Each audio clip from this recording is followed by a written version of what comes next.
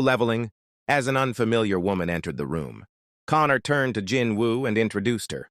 The only person in the entire world capable of enhancing an awakened being's abilities. Mrs. Norma Selner. The moment Jin Woo laid eyes on Mrs. Selner, he could tell she was a different kind of awakened being. Connor then asked her to explain her abilities. Mrs. Selner looked at Jin Woo and smiled knowingly. Everyone gives me that same look of doubt at first. Setting her hat down, she added, "But once you get a taste of my power..." She locked eyes with Jin Woo and muttered, "You'll be begging for more." She went on to explain that every awakened being has a limit to their strength, a natural ceiling they can never surpass. No one can break through their rank unless they undergo a second awakening.